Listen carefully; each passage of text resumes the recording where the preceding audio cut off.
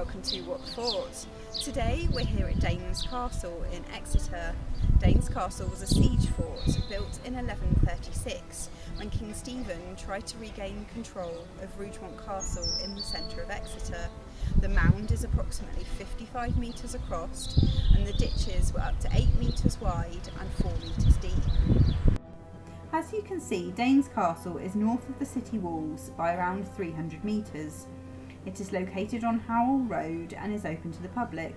The name Danes Castle was used much later than the fort's construction, when antiquarians thought that the mound may be Viking in origin.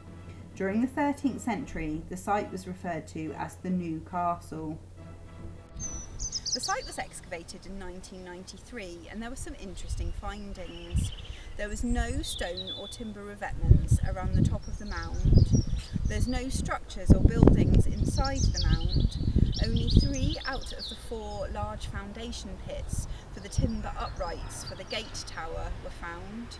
And the only finds that were recovered were a few small pieces of Norman pottery that probably would have been left behind by those who built the mound. So all of this leads for us to conclude that the defences were not finished.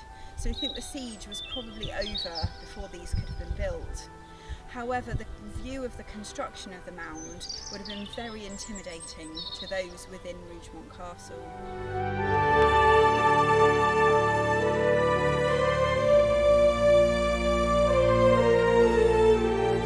We're now here at Rougemont Castle, and this was what King Stephen was trying to regain control of. The buildings inside are 18th to 19th century, but the walls are Norman and are original. So what happened during the siege? Baldwin de Redvers, Lord of Plimpton, took control of the royal castle in Exeter to gain more power locally.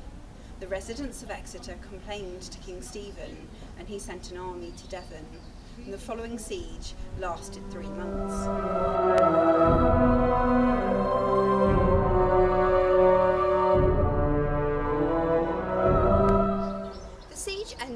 When the wells inside Rougemont Castle dried up and those inside resorted to drinking the wine. When this too ran out, they had to surrender.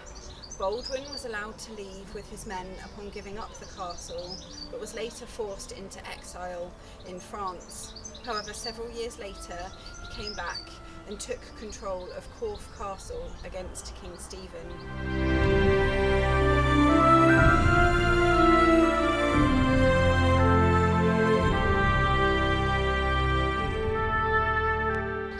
Thanks for watching, and if you've enjoyed this video, don't forget to like and subscribe.